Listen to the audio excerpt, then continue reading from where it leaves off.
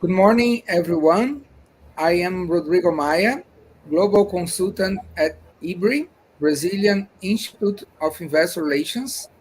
It is with great pleasure that I open the IR Week 2023, which is being broadcast live on YouTube. Through the week, the Investor Relations Week will have panels at the same time, 9 a.m. Brazilian time, right here on YouTube, covering excellent topics with high-level experts. Join us for insightful discussions and valuable insights. Stay tuned. Today, we have here with us our American partner in association, NIRI, represented by its president and CEO, Matt Brush. Matt is a very special collaborator who has previously participated in events with us, including in the metaverse, and together we've built strong partnership with IBRI. Matt Brush is president and CEO of NIRI, the Association for Investor Relations. He was previously COO, led professional development programs, credentialing, publication, and communications for NIRI. Prior to this, he led the investor relations and corporate communications functions for several public companies. He served in regulatory and marketing roles with the Nasdaq stock market. Rush began his career as a surface warfare officer in the United States Navy and received the Navy Achievement Medal for superior performance. He holds an MBA from the University of Maryland, a bachelor from Pennsylvania State University, and he certified association executive. We also have here with us Naya Bermudez. Naya Bermudez is senior specialist of investor relations at IHS Towers, one of the world's largest providers of telecommunications infrastructure. Prior to IHS, Naya worked as an independent investor relations and business development consultant, and before that, worked in corporate access at Evercore and Itaú Bank. Naya has an MBA in finance and sustainability from Fordham University in New York and is the senior advisor for the Fordham Investor Relations Association. Naya is also the VP of programs of the NIRI Next Gen program at NIRI New York.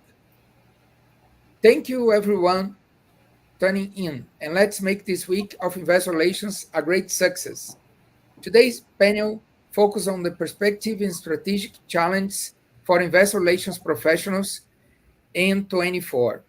Our agenda this morning is around three objectives, each outlined as follows, always with the focus on IR professionals' development. Objective number one, communicating macroeconomic effects in company results. Number two, NIRI Development Program. And number three, IPO planning in a dynamic environment. So let's start with number one, communicating macroeconomic effects in company results. Today's hyper fast-paced world, every second of stock market trading seems to carry the potential to alter an investor decision. Investor relations professionals bear the significant responsibility of keeping their investors updated on how global macroeconomic effects can influence the stock prices of the companies they represent. With that in mind, I would like to invite Matt to share his insights on this topic, followed by Naya perspective. How do you both see the role of investor relations professionals in navigating and communicating the impacts of rapidly changing global macroeconomic conditions on stock prices? Welcome, Matt, and please, the floor is yours. Great. Thank you, Rodrigo. And good morning to you and Naya. Thanks again, Rodrigo, for the opportunity to be with you and your members again. You mentioned the metaverse. I recall the last time we were together was in the metaverse, and that was an interesting and fun experience. So I do love the concept of IR Week. So congratulations on that, and I look forward to seeing how it unfolds. And wish you all the best this week from that perspective. So with respect to this specific question, I'm going to, I think, approach it from a kind of a higher level perspective, and then perhaps we can get into tactics. I'm happy to talk about those as well. But in my mind, sort of the answer with this begins with NERI's definition of investor relations, which it's all about IR being a strategic management responsibility. And I'll just read this at this point. It's a strategic management responsibility integrating finance, communication, marketing, and securities law compliance to enable effective two-way communication between a company and the street, basically. And that ultimately contributes to a company's securities achieving fair valuation. And so everything that we talk about and communicate as IR professionals obviously influences valuation, which is, obviously one of the reasons it's such a critical role in our capital markets. But again, our ultimate objective as IR professionals is this concept of fair valuation.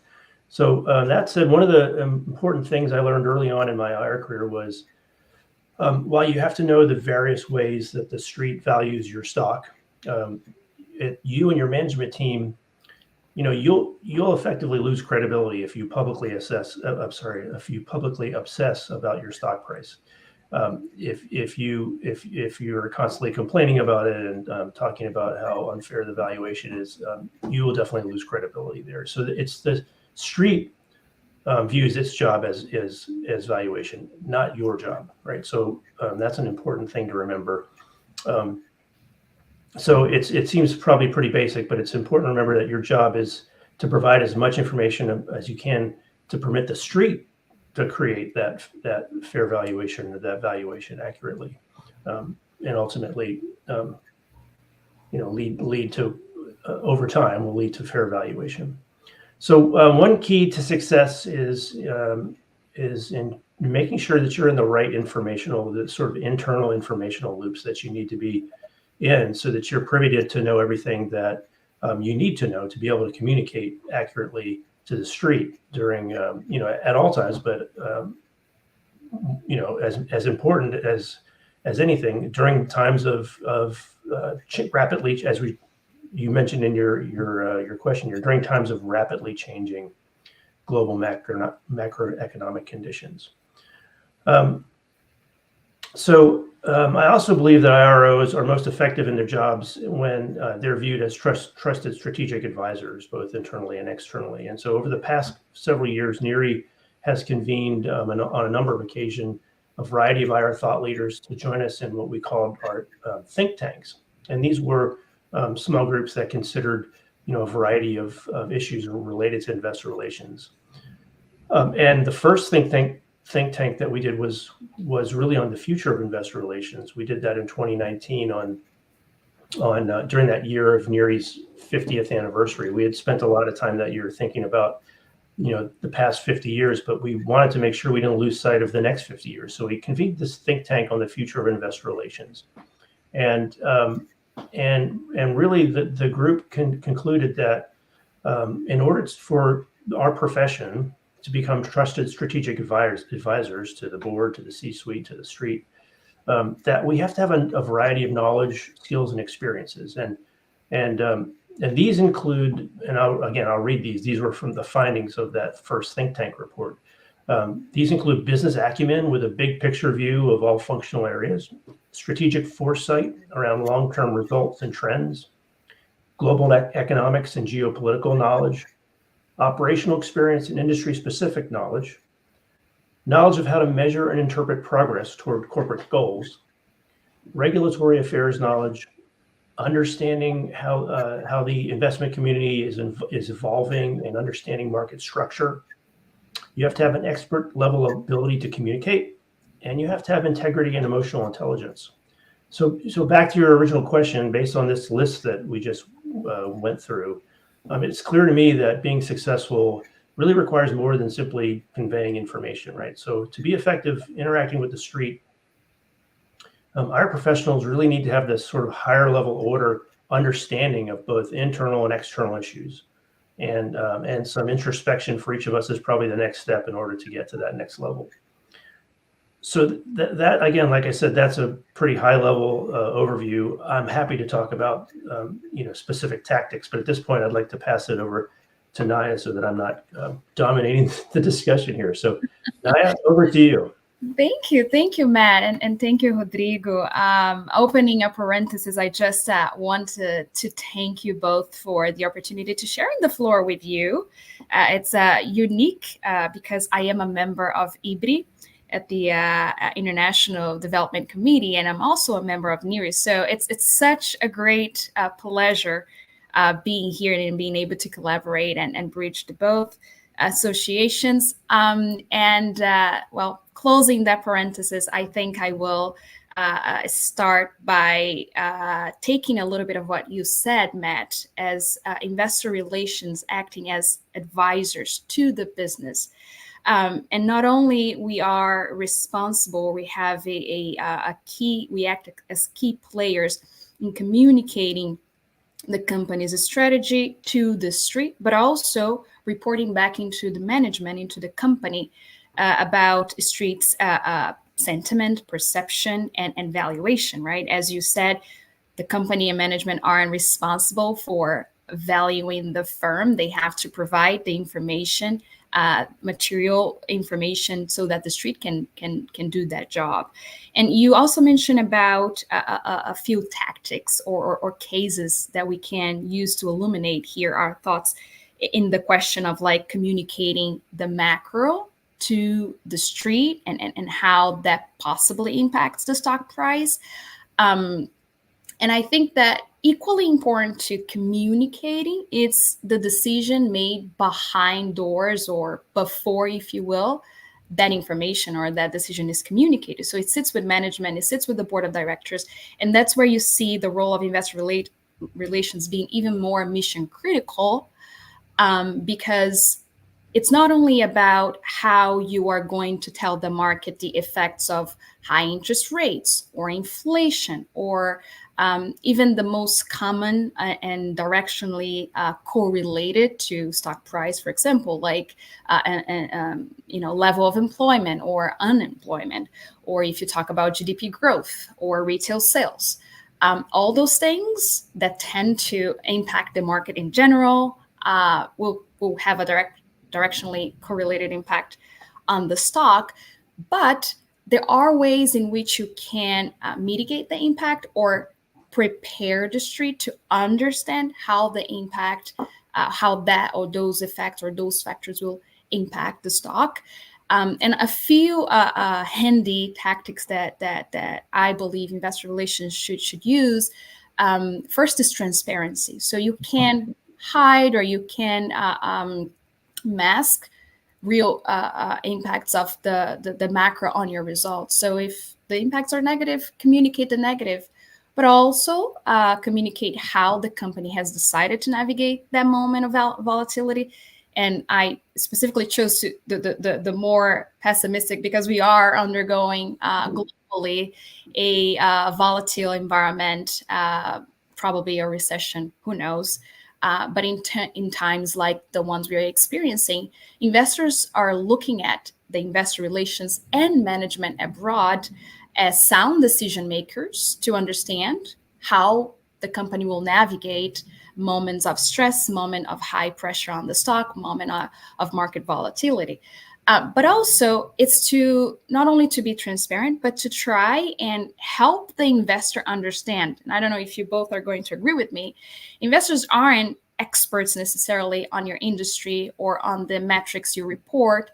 So we have to help them bridge that understanding to be able to forecast or project how that macro factor will affect the company in a 4 months time, in a 6 months time, in a year. So I'll give you an example just to paint this picture better, but maybe we can come up with a few more if necessary.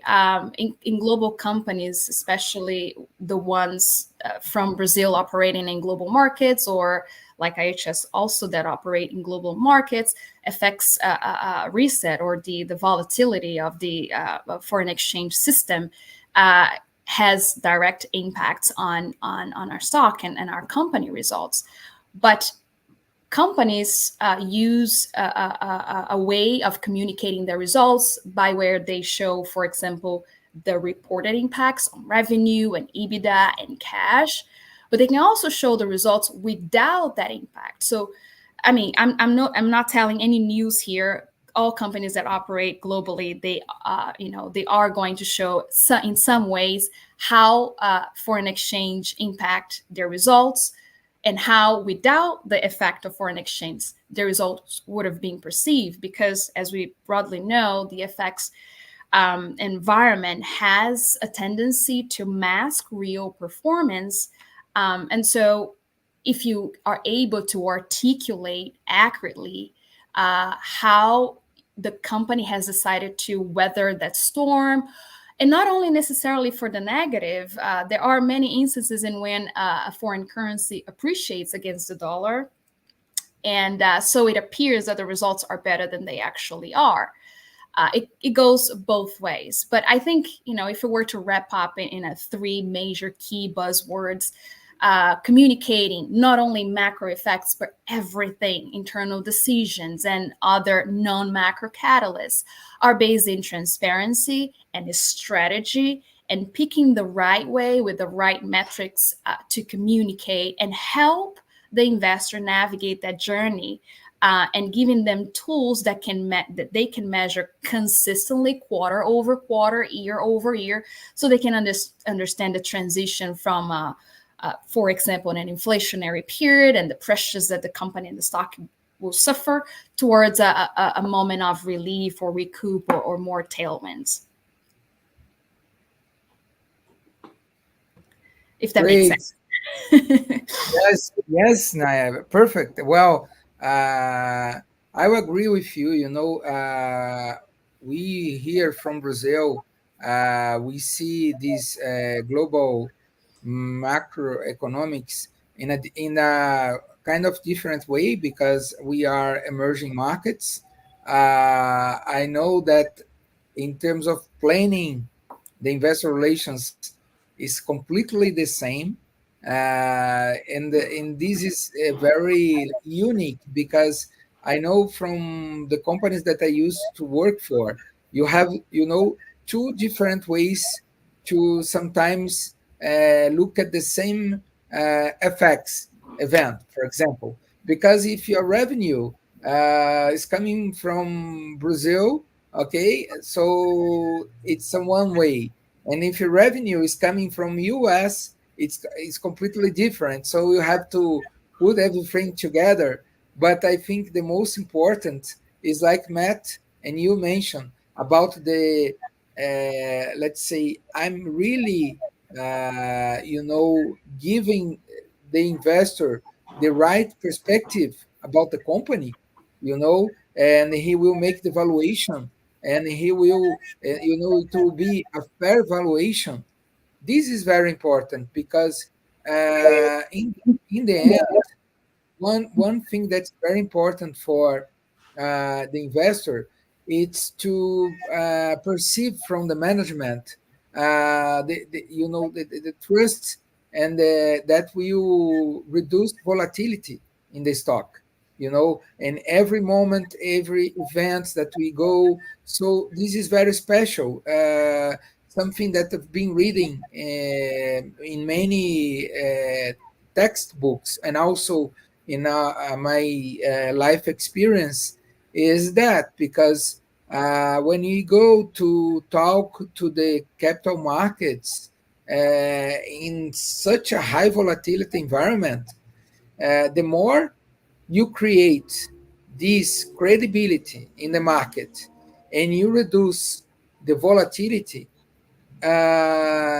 it's good for the long-term investment. I know about all the, the short-term investors that want to see high trade volatility.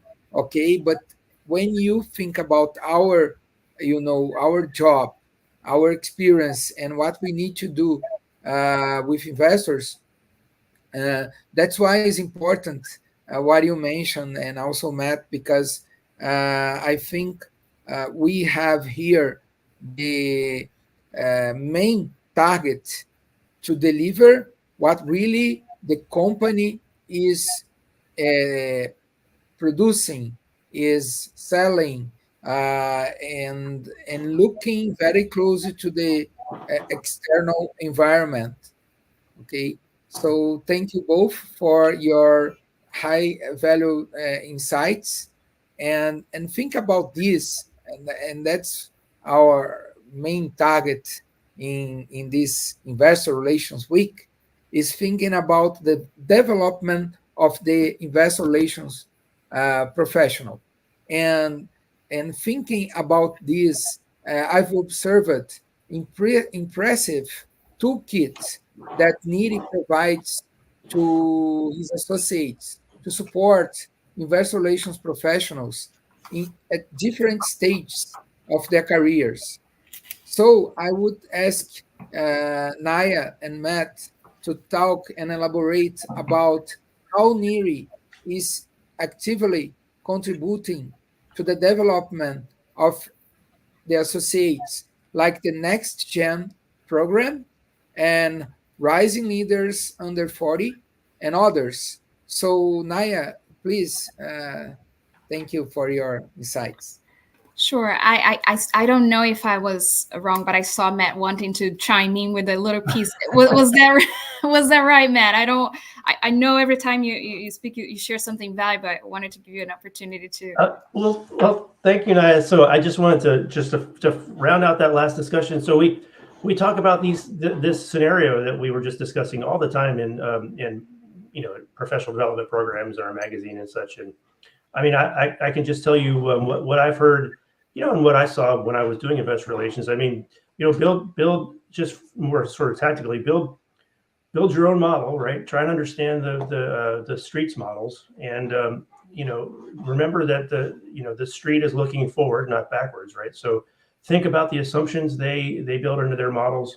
Try and give them future-oriented sort of financial guideposts, that you can meet, and over time, you build credibility that way. It ultimately can, ideally mitigate some of those knee-jerk reactions that you'll get when, some kind of external news from a global macroeconomic or what have you sort of scenario generates. And keep the discussion long-term focused, right? So talk about as you mentioned, talk about a 6 month, a year, a 3 year, a 5 year, whatever it is, and then create those financial milestones that you can ultimately meet along the way, and that again gives the street some comfort that management knows what it's doing, and hopefully will give you some sort of slack when these crisis times come along. So that said, thank you, Naya, for that. Back to you for let's talk about Neri at this point, which is my favorite topic. Sure.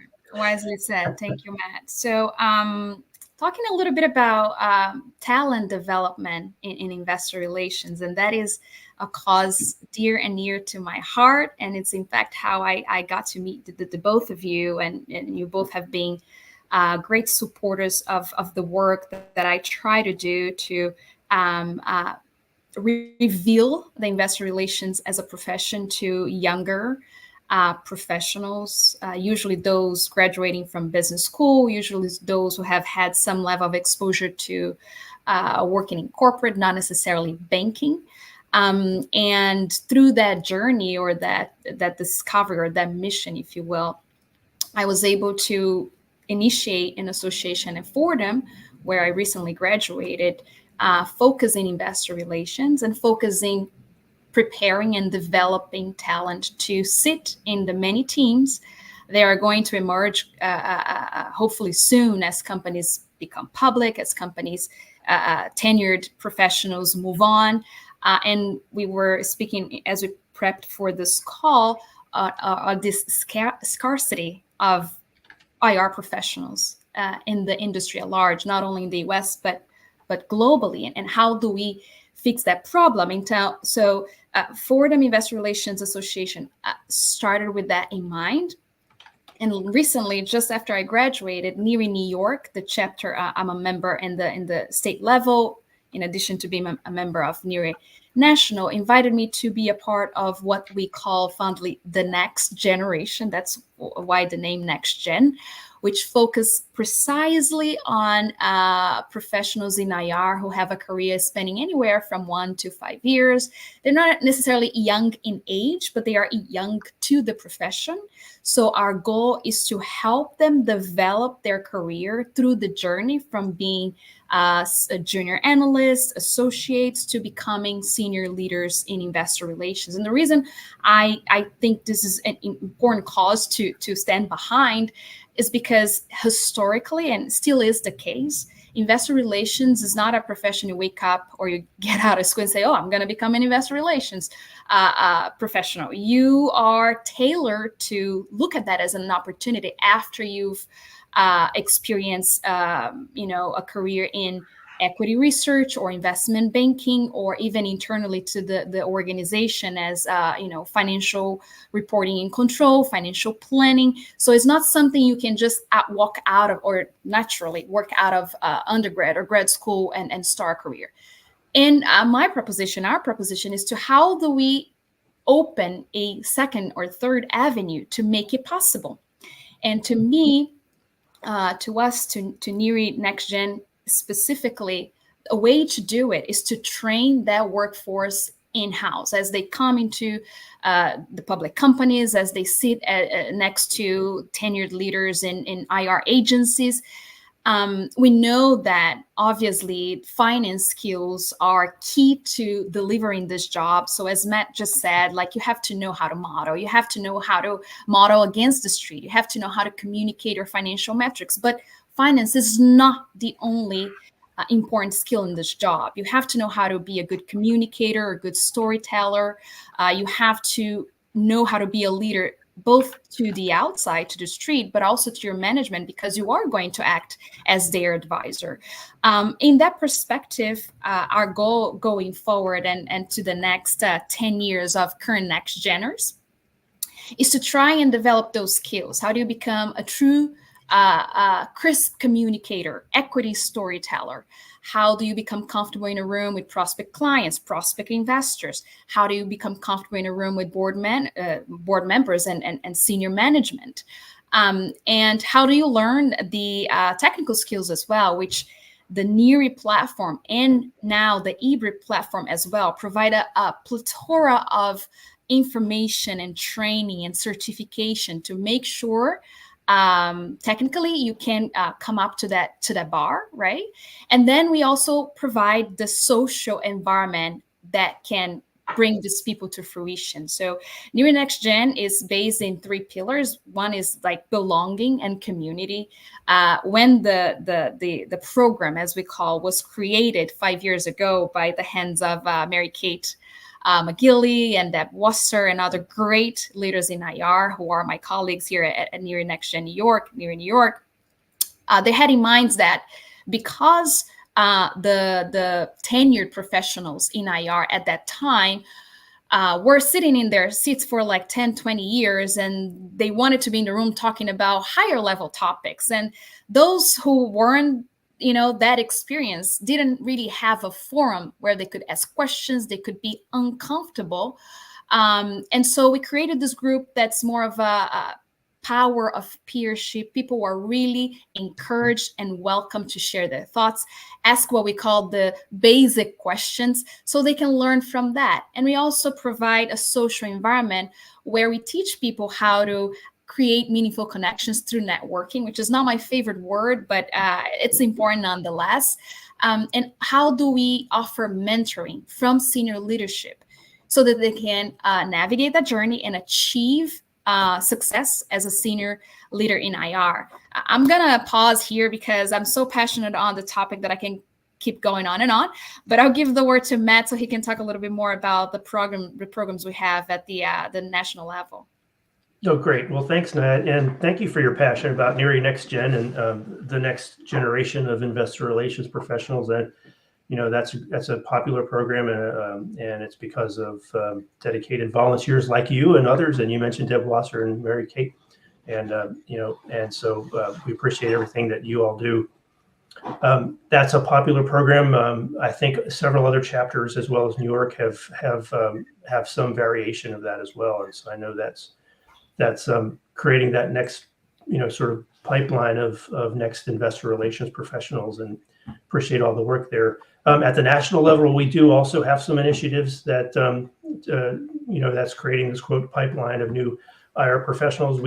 For example, we work with sort of a loose group of experienced IROs within the member base who have expressed interest to us in teaching investor relations locally at different colleges. And so we've been working with a group of these folks and providing them support and whatever they need to go out and, sort of teach IR 101 at business classes and communications classes at the bachelor level. I've done that myself, for instance, at University of Maryland at Quinnipiac.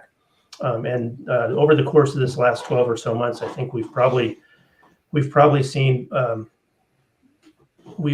think throughout this loose affiliation of folks, we've taught at perhaps 15 or so colleges this year. In terms of formal education, so obviously, that's what IBRI is all about. We have a wealth of virtual classes at a variety of experience levels, right? Our mandate really is to make sure that we teach to the breadth and depth of the profession, right? So we've got folks that are brand new and folks that have, as Naya mentioned, have folks that have been in the profession for 20 plus years. And that always begins with our Fundamentals of IR course, right? So we teach that twice a year. Literally thousands and thousands and thousands of investor relations professionals in the U.S. and elsewhere have begun their careers there. So that's usually in the spring and in the fall. It's virtual at this point. We may be going back in person at some point, but you can take it. It's 2 days, 3 days, and not have to worry about leaving the comfort of your office. So it's a pretty good course. It's a very good course, I should say. And it gets great feedback. All of our courses are available through the IBRI website and what's called the Online Learning Center there. So at IBRI.org, and then go click on the Online Learning Center. You'll find, just a deep array of different classes. We have the IR Competency Suite, which is an online self-paced learning series. It's virtual. And it covers the broad overview of the IR function. It's based on what we call the IR competency framework, which is really what underpins our credentialing program, right? So we studied the profession. We know, there are 11 different what we call knowledge domains, basically subject areas that IR professionals need to know to be successful in the profession. And so that really is underpins all of our educational offerings, and it's really what this IR competency suite is based on. You can take individual modules on those various topics, or you can do the entire suite. And many folks use that as preparation for the IRC credentialing exam. We also have a variety of online financial classes. So if you need, a lot of people come into the profession from, for instance, from public relations or a communications background, and may need some help in some of these financial areas. So we've got classes around understanding valuation, forecasting, financial statement analysis. We've got what you need.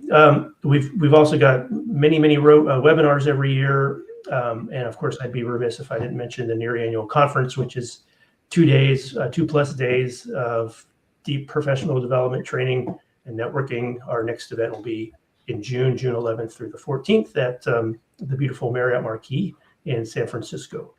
In terms of that community, we've been testing what we call the Compass Mentor Program for 2 years now. It's a pilot mentoring program, which we pair more senior and more junior folks together, and that's been popular.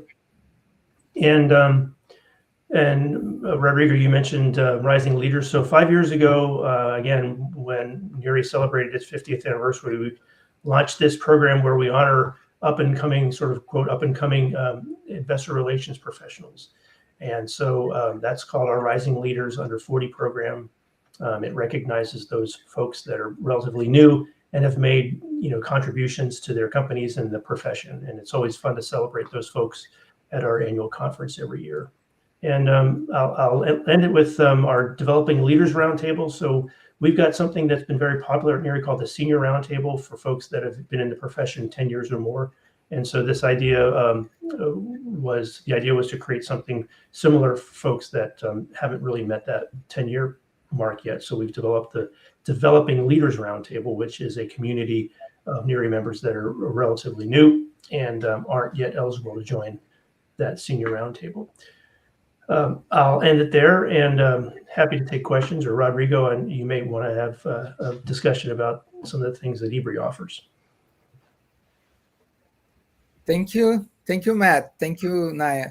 Because I was thinking that more than 25 years ago, the IBRI idea was inspired by NIRI. So that I heard from our board, and really for us to see how NIRI is doing is really important, because we can serve as an inspiration for our board, for our management, and also for our associates in bringing new ideas in terms of development. And for me especially, I'm in love. I know I really love this what we call that you work together and we learn. We have always to learn together when we are working, because it's a connection. When you create a network, not even in your company, but also in the IR community, you learn every day. So we here at IBRI, we have a channel in WhatsApp with more than 300 IR professionals. And every day, you have some pain, that's something that you have to solve in your job. You just type there. And then people, okay, talk to me in the private, I will help you.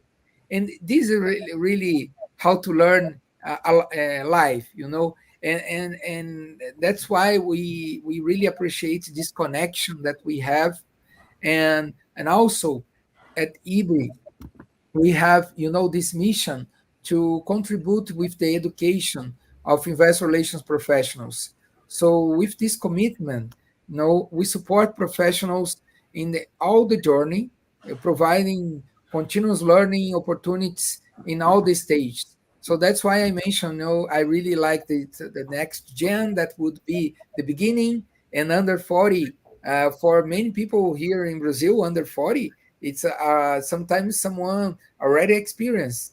But like Naya mentioned, and Matt for sure, there's always someone that can, teach you something new. And sometimes you have, almost, I have almost 20 years experience. So we have this also mentoring program that we can contribute to this kind of more high-level skills, strategic skills, sometimes,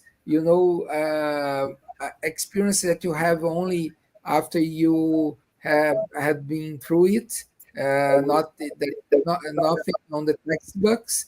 So also we provide at IBRI what we call the distance learning program in partnership with a school here, FIPECAF, and we can access to the IBRI platform. This program is 40 hours of training. It's undergoing right now, and that's why I think it's important to associate at IBRI, at NIRI, because you have access to this kind of experience and knowledge. Also, I would like to emphasize that we have our webinars, such in this week, at this panel here, but also a series of the New Frontiers of Investor Relations. That's a kind of webinars that we've been doing with the most renowned IR professionals in Brazil, sharing the knowledge with the associates. So that's why I mentioned and I reinforce, stay tuned with us, because we are doing more and more. And the learning journey with IBRI, it's an ongoing experience. And that's why we are always dedicated to bring you value and no cutting edge opportunities. So going to our third objective of the day. Rodrigo, before you go, just so we Yes. I just couldn't miss the opportunity to, before we move on from this topic, to, I know this conversation of ours will stay on the NERI platform on YouTube, and I know a lot of people will refer to this later and whatever for posterity even, that, as Matt mentioned earlier, there are many professionals from other industries or backgrounds coming into IR. That includes communications and investor relations and marketing, not necessarily finance. IBRI and NERI have an extended platform on resources where you can learn. So I invite you, if investor relations is a rewarding career, it's well remunerated, and if you are by any means entertained by the idea of speaking with investors or trying to understand the journey of a company and how it has to be communicated to the markets, it could be a rewarding career for you. And on that same take, I would invite investor relations teams, IROs, and senior leadership within the companies that while the desirable professional has come historically with a stamp from a previous bank or equity research houses, there's so much, and I say this because I was that person. I have an unconventional story with finance, and I have not had any financial training before. I entered Itaú 7 years ago, and more precisely, informally, at Fordham recently. And it's possible. I do like to believe that I have a promising career in IR, so you guys can hold me accountable. But I couldn't not use the opportunity to say there is room for people to raise their hands and say, I want to learn. There's also room for people to say, I want to train and I can mentor. And I think from that combination, we can see fruitful teams coming, ahead of us in the next 3-5 years or so. All right, that's what I had to share there.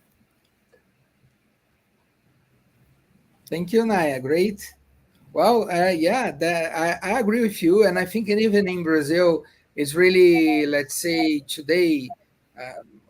I remember that, when I decided to move from IT to investor relations profession, was not so famous. It's kind of okay, a good job, but I remember technology was really something more sexy, But then after these 20 years, I think today investor relations is more strategic than technology, because technology is in the heart of the business, and it is strategic.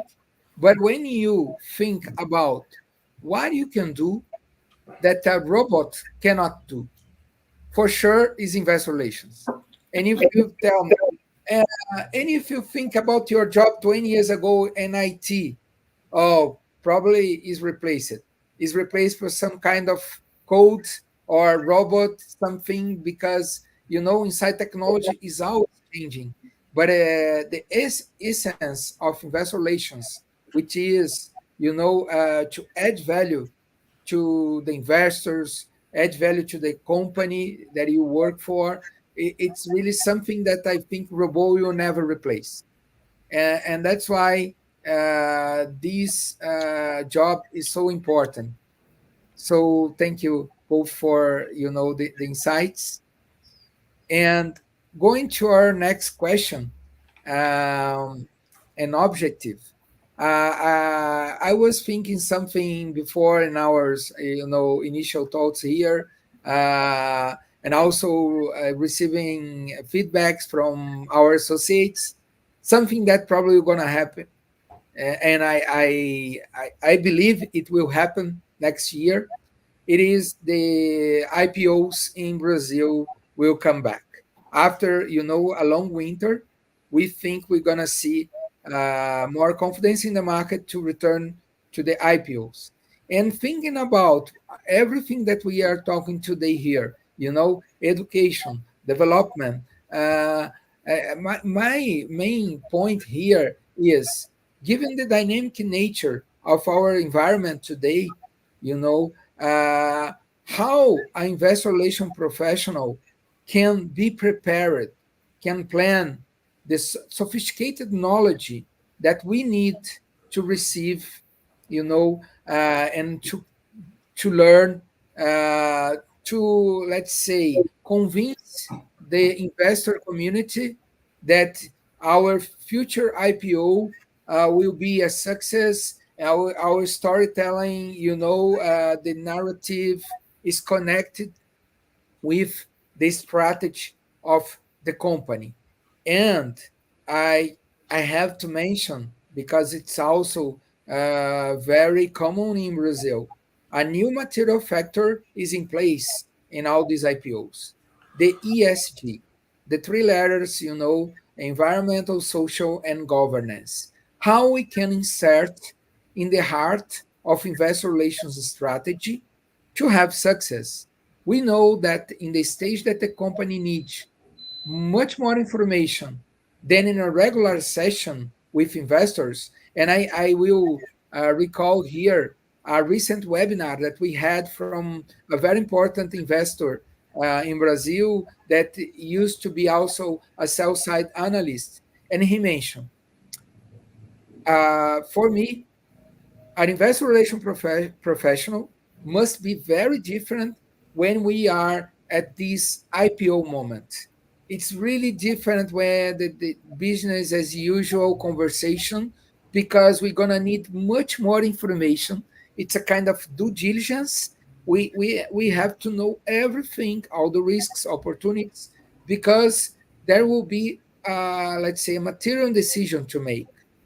So thinking about that, I would, like to ask opinions from Naya and Matt. So please go ahead, Naya. Yes. So I myself have never brought a company through an IPO process, although I have worked in as advisor in processes for companies who attempted IPO at a time where it wasn't the most fruitful for IPOing in the 2020, 2021. I do believe, though, that whether you are going public or whether you are young as a public company, in terms of ESG, you have to do the majority of the work is much prior to that point in time. It's understanding where you play, understanding your industry, understanding your peers. The ESG theme and how to approach it for the purpose of communicating the company strategy to an investor, it can be disconnected to how ESG is perceived by the company as a business strategy. So in other words, we aren't reinventing the wheel or creating some sort of strategy for ESG just to fit the needs of or expectations of investors, but we are trying to communicate what the company has set as a strategy and how that affects the business as an investment opportunity. And in that sense, I mean, we do have, standards today in which you can report on a consistent basis your progress in the environmental front or the social front or the governance front. You have frameworks that help you identify what those areas are and measure against them and possibly create targets for those. So my suggestion or the advice or what I've seen companies do throughout my journey in IR is to start small, especially if you are a soon to become public or in the process of the IPO. It's to research your peer group, which shouldn't be more than 10. If you are a pure play type company, or if you don't have your revenue in more than one core areas, what are the matters that the investors are concerned within that peer group? What is the greatest impact you can create? What is the most risk sensitive aspect of ESG that you should look at, not only for investors, but for all of your stakeholders? Start there. Once you understand what those areas of concern are and what you have done in the past, what you can do going forward, that's probably where you want to concentrate your efforts to communicate and create a messaging, right? Or a tailored and well-articulated messaging to your investors. That has to come also in the form of public or disclosure, right? So it is going to be through a sustainability report, or is going to be a dedicated part on your annual report filed with the SEC or the CMV in Brazil. And build it up from there. I think where companies mistake is that they believe they need to have a robust program to address ESG matters from the get-go, and that's not true. It's actually a recipe for disaster, for failure, because it's setting yourself for a very high bar when there doesn't have to be one. An example of this in practice is setting targets, right? Or, against ESG metrics. So by 2030, we are going to reduce emissions by X%, or you're going to have a workforce that is this much diverse. We're going to focus in this level of governance, corporate governance. And you don't have to necessarily do that. You can just state what your challenges are, how you are acting to improve or to accelerate your positive impact against those, and keep observing, keep doing benchmark research along the journey. And I personally don't believe ESG is only a matter of investor relations, even though investor relation professionals are increasingly having a denser and a more permanent role to report or work with sustainability reporting and ESG matters, but it should be a all hands on deck type effort where you have inputs from other departments, compliance, safety, risk management, and obviously the leadership, right, management and the board.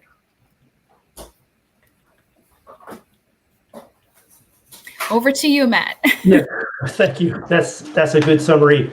I'll add a few things, but I think you covered it very well. So we at IBRI, we've got a pretty good lens into U.S. practice around this, but ESG, disclosure is larger than any single company or country at this point, because stakeholders are interested in this, right? So governments are asking and requiring ESG disclosures or proposing to require ESG disclosures. NGOs are setting standards. Auditors are racing to set up these ESG assurance practices. Asset managers and investors, they're all asking questions around ESG. Activists are getting ESG proposals on proxy ballots at this point. So it's a part of the investment process. Oddly, in the U.S., there's this politicization around ESG, and we've seen backlash here. Certain states in the U.S. are passing laws restricting the use of ESG factors in making investment and business decisions. It's all, when you talk to anyone from Europe, it all seems kind of odd what's happening in the U.S., but here we are. And companies have faced boycotts for positions that they either have or haven't taken on some of these issues. But bottom line really is that you can't ignore this as a public company, right? So, and that goes for pre-IPO companies as you're considering going public. Investors are asking these questions, if for no other reason than to try and assess risk. So you can't simply ignore these things. So for pre-IPO companies, any IR consultant, any banker will tell you that the best practice is for your company to start acting like a public company before you go public. And that means, from a financial reporting perspective, get your financial reporting process in place now. Start acting like a public company. Pretend you're putting together the quarterly reports and whatever the type of reports are that are required in your domicile. We lay all this out in our standards of practice book, but what it really means is that the time to consider ESG disclosure is before you go public. If you don't have in-house expertise, which many companies don't, particularly if you're pre-IPO, I would recommend seeking the advice of a consultant that specializes in ESG. There's no lack of those out there, and that would be an investment that would be a good investment from my perspective. Just to sort of wrap up in general. I would also recommend becoming, as Naya recommended, become familiar with what your prospective peer group is doing from an ESG disclosure perspective, and really from a financial reporting disclosure perspective. It's important to understand how your peer group reports, because that's how you're going to be expected to report in essence. Become familiar with the more widely used frameworks. And as Naya said, consider what's most important to your company from a disclosure perspective, and begin there. You don't have to start big, but you do have to start. Right? And if you're pre-IPO, now's the time to figure it out. So, thank you, Rodrigo. Back to you. Thank you, Matt. Well, really perfect, because I was thinking here, and this, idea of the company. If the company is planning something for next year, my advice, like you recommended, this, to hire some kind of expert, and also to build your investor relations team, because this is very important. Because we heard, and it's very common, and I'm really in the middle of this, let's say, Brazilian experience in pre-IPO, and I'm looking to the companies, and I think there is really a strategic movement to build your investor relations department before you go public, because they're going to have the opportunity to learn with us, with NIRI, with IBRI. They will have the opportunity to plan the future of the company, what they will talk with the investors, what they will learn about this kind of totally different culture, that's to be a public company, or not to be a public company, because it's totally different. And I agree with you both. And these letters, ESG, must be together. You have to join forces with the ESG department in the company. If the company doesn't have an ESG department, it's time to build one, because really, this process to get money from the market through an IPO, it's really, it's something really important to how you do that, and that's why don't get your, let's say, finance department and legal department make a join forces and do the IPO. No, really go through a formal investor relations department. We know about the different to have, and also associated IBRI, associated NIRI, to get this value from the investor relations professional. So thank you both. We are approaching the conclusion of today's panel. Remember, tomorrow at 9 a.m. Brazilian time, we will have another panel right here in the YouTube channel, Challenges for Companies in Implementing the New ISSB IFRS Standards for Sustainability and Climate Disclosure. So let's continue this journey together. We have here a warm welcome from Luis Valverde for Matt and for Naya to participate with us today. Luis Valverde is the IBRI CEO. So thank you, Valverde. And also we had some welcomes from Gladys. Gladys is really important at IBRI. She's been in the committee, IBRI Woman Committee. So thank you, Gladys. And also we got our friends from LinkedIn, also Claudemir. Thank you for joining us today. And so everyone from LinkedIn, everyone from YouTube. and everyone that will hear from us in the future, because this is a recorded panel. So with that, I would like to, to end the panel today. And please, final words from Matt and from Naya, and really thank you to be with us today here. Thank you very much for the opportunity. It's great to be with you all again. Enjoyed it. Thank you too. I really appreciate it. Like I said at the beginning, sharing the floor with the both of you is very special for me. I'm accessible through LinkedIn, through NIRI. NIRI is definitely also a good platform to start your journey in IR and discovering more about the profession. And I look forward to being in a forum like this with you too again in the future. Thank you. Thank you. Bye-bye. Bye, everyone. Bye.